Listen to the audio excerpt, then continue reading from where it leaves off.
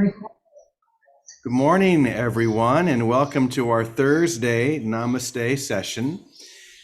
I was just saying that our subject today is going to be hope, and it's likely going to go in a different direction than the daily word of the day is intended to take it. But that's okay because I was talking to Calico about this yesterday, how I think that these daily word selections that we have every day from Unity are a great jumping off point. They're a good beginning. And yet there are going to be many times when we take whatever the daily word is saying and transcend it, lifting it into that experiential explosion. I don't know how to say this, but into that experiential place that we talk about here every day. Not using it as a way to make things better here, but how do we allow it to lift us into what we'll say is a real, true, whole, enlightened experience? Words can't quite do it, but hopefully you're sensing what I'm expressing here, that there's something beyond all of this. So hope is going to be a very interesting subject, I think, for this.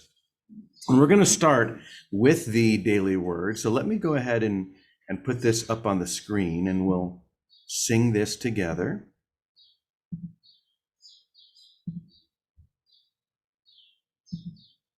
Okay. I plant the seeds of hope and harvest the fruit of success. So I'm going to just sing this all the way through a few times and invite you to join me whenever you get it. I plant the seeds of hope and harvest the fruit of success. I plant the seeds of hope and harvest the fruit of success. I deserve nothing less, so I will offer the best to those who are given me to serve. I will choose only to bless. Okay, see if you can sing that with me. I plant the seeds of hope and harvest the fruit of success. I plant the seeds of hope and harvest the fruit of success. I deserve nothing less, so I will offer the best to those who are given me to serve. I will choose only to bless. Let me hear that now. I plant the seeds of hope and harvest the fruit of success. I plant the seeds of hope and harvest the fruit of success. I deserve nothing less, so I will offer the best to those who are given me to serve. I will choose only to bless, so I plant the seeds of hope and harvest the fruit of success.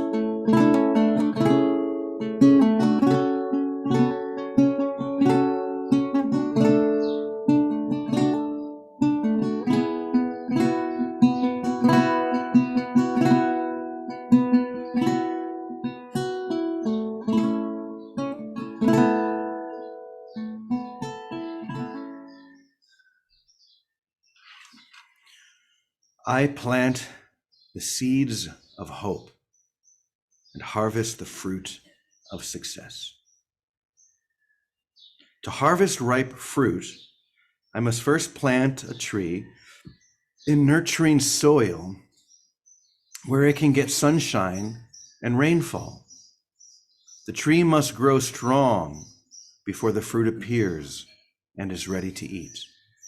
Likewise, when I wish to harvest the fruits of my efforts, I begin by taking good care of myself. Tending to the well-being of my spiritual self aligns me with the truth that I am a divine being. Tending to the well-being of my spiritual self aligns me with the truth that I am a divine being endowed with the strength, wisdom, and love of God. Before any undertaking, I ground myself in that truth, ready to take the steps necessary to bring my efforts to fruition. With patience, I plant the seeds of my success and wait with a grateful, expectant heart for the results of my labor to yield their fruit in season. And then from 2 Corinthians, so we do not lose heart. Even though our outer nature is wasting away, our inner nature is being renewed day by day. So let's just sing that one line. I plant the seeds of hope and harvest the fruit of success. I plant the seeds of hope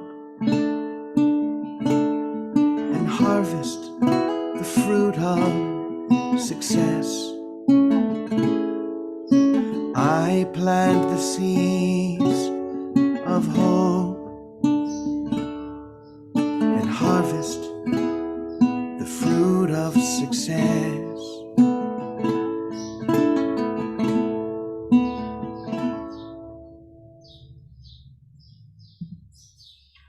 Okay, so where are we going to go from there? Hope. I hope something will happen. What does that mean? It means it hasn't happened yet, right? I want something to happen that hasn't happened already. Now, we said before that these beautiful daily word selections that we share every day are a beautiful jumping off point. But there is a point at which, like a rocket ship that leaves the gravitational pull of the earth, which is always trying to pull something down, right? That's what gravity does. It is always pulling it back. The rotation of the planet creates this force that always tries to harness something and keep it here. But there comes a point when we have enough propulsion, what's the word? Propulsion, thank you. When we have enough propulsion of that divine energy that we break through that gravitational pull, in this case, the gravitational pull of the ego, because it's the ego that is always trying to hold us and ground us and keep us in that experience of duality. When we have that propulsion that allows us to break free from the gravitational pull of separating thoughts, we are now outside of that together and we soar. Now, it's the very same thing here. Hope within this realm of experience is maybe a necessary beginning point, because it allows us to see that what we are experiencing now, there is something beyond that to hope for. And just for a moment, the idea that it is not something that I have or am experiencing at this moment, at least now I'm stretching toward that. But what I'm going to find is it's going to keep pulling me back, keep pulling me back. I'm going to rise, I'm going to lift in hope, but because that is still what we might say a very ego-bound or earth-bound aspiration, it does not have the propulsion necessary for us to ascend to the point where hope is a forgotten idea, because we are in the experience itself. When we are in the experience, there's nothing to hope for. That's the key. And this is the real goal, to gain that momentum and that propulsion so that we can be lifted above it all to the point where we are in a direct experience of not duality, which is what we experience within the ego's realm, but the non-duality of spirit. And there is no hope in the experience of non-duality. Does that make sense? So, yes, I plant the seeds of hope. And what am I harvesting? The fruits of success. You know what? I'm not interested in the fruits of success anymore.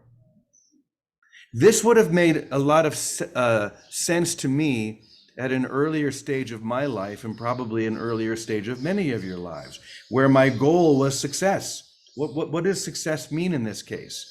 It means that I'm successful in the world. I'm doing, even in a spiritual sense, I'm doing something to impact people. Maybe back in the day when I was beginning to write books, and I want to be successful in that. And I have many friends who are also writing books. And oh my gosh, Debbie was just on Oprah. How come I'm not on Oprah? That's success. For most of us authors, that was the sign of success. You got on Oprah. And I remember one time I wrote a book called The Proposing Tree, and Oprah's people contacted me and wanted me to send in all this stuff because they wanted to have me on a show about romantic proposals and spirituality and all that. I was so excited because then that meant I'm about to be successful. I have been planting the seeds of hope, and now I'm going to harvest the fruit of success. The fruit is being on Oprah and anything that might come from that, because now my book sales are going to soar. Everyone's going to know who I am, all of that. Well, what happened? It didn't happen. The show never happened. They decided not to do that show. Oh, I'm not successful now. What a bunch of BS. My ultimate success and my extension into the experience has nothing to do with being on Oprah. It has nothing to do with success within the world. So once again, I plant the seeds of success and I harvest the fruit. No, I plant the seeds of hope and I harvest the fruit of success is completely meaningless when we break free of the gravitational pull of the ego. And isn't that the only goal? Isn't that really why we're here? Not to try and use these spiritual laws to be successful in the world.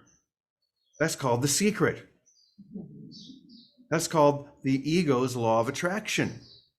The ego's, I hate to tell you, but the ego's law of attraction is never going to get you anywhere because it keeps you bound here.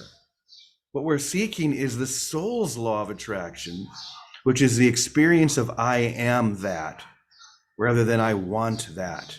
And I will be successful if I get what I want. So I woke up this morning reading this daily word and thinking, once again, this is a great place for us to begin, but we use this not as an aspiration, but to see the difference between that ego-based desire and the experience itself, the propulsion beyond all of these hopes and ideas of success into the experience of there's only one thing that my success is based on, and that is my awakening. That is in me waking up and realizing who I am. Who I am. So I know that is going to give good fodder to Vicky and Teddy, both of them, and maybe especially Teddy. I love when we share things like this. Where anyway, you get the idea. Teddy always has. Vicky is like she's the cherry on top of the sundae. So I'll tell you what. Let's start with Teddy because I know that Vicky's going to put that cherry right there on top. But I know Teddy's going to give us some substance. So good morning to you both. Morning. Oh, you on? You're Can on. You Oh, yeah. am I on? Can you hear? Can you hear? Yeah, we can hear you. Yeah, go ahead, Teddy. So, no substance. No substance. So, I was thinking of two things. One was political, and I'm not going to talk about that. And the other was The other was actually, the 12-step program. When you start to go to a 12-step program, one of the things they say is we share our hope, our strength, and our recovery. And so, people who have addictions, they hope they can stop. So they go to a place and a lot of people there talking about stopping. But the truth of the matter is recovery shows up when you don't need meetings anymore because you have recovered. And that's sort of the problem with all establishments, the need to maintain them. I mean, if you share your hope, strength, and recovery, at some point in time, you're recovered from the need for anything, including another meeting, because you're certain in yourself of what you are or who you are, and the non-necessity to be in need. So it's just sort of interesting. Hope is where we get hope that something can be different or something could happen. But the proof that the hope was justified is in the actual happening, not in the continued hope of it happening. And that's where the strength comes in. We find the strength in ourselves. If we give up our addiction, then we don't need to go to another meeting because we no longer are addicted to, we've discovered who we are, and the satisfaction is just in that. So, that's the 12-step program. We share our hope, our strength, and our recovery. And you're recovered when you're no longer in need. And that's what you have hope in, not that you just replace the addiction with another addiction, that you get beyond, like you're talking about. You're getting beyond the need for anything, beyond the need for any addiction at all. That's why I think, in a sense, the course is non-establishment, because Jesus is trying to tell us that it's within us and in who we are. There's no need for anything other than that beingness that God created, and we're already in God. So at a certain point in time, abandon hope, all ye who enter. You give up the need for hope because you're in the accomplishment of what you hope would occur. And I think that's sort of what you're alluding to or talking about. With hope is a first step. Yeah. The accomplishment is the ability to show you that the hope was true, but it's in the accomplishment where the relinquishment of the problem is really understood, and the non-necessity of any problem at all to be who you are. I don't know if that makes any sense. That's exactly it. Yeah. Yeah. You said it perfectly. I don't need to add anything to it. But Vicky, now we're ready for that cherry. Now, Jimmy, I hopefully have a little more than just a cherry. No Hopefully. substance. Let me see. I'm hoping I can give you some substance now. So what I would say right away is what happens is, for me, we want to be untethered, and hoping is tethering to usually some outcome, any outcome. But somehow the action of trusting is almost, for me, an elevation of hope. It's knowing and trusting that a better way is at hand. If we identify, like it says in the reading, with our divinity, and we launch, we go past all outcome. And that is a moment of trusting. But what it does bring us to is an experience where we know we don't have to, nor can we judge anything.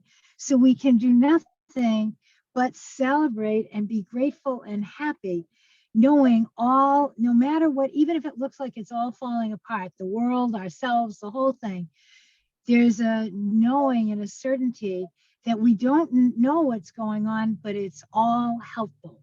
And in that experience of, and that's, I think, an experience of grace. That would be the only word I could come to. That experience of grace is that knowing this, that no matter what it looks like, it's successful. It's successful in the release of ideas, rather than the trying to ground any ideas, and that the spirit has taken over and literally is soaring in any environment and in all environment. And when we're untethered by looking at outcomes anywhere or seeking for them, hope seeks for something, trust trust soars and then lets the wings of who we are strengthen us into a, I guess, a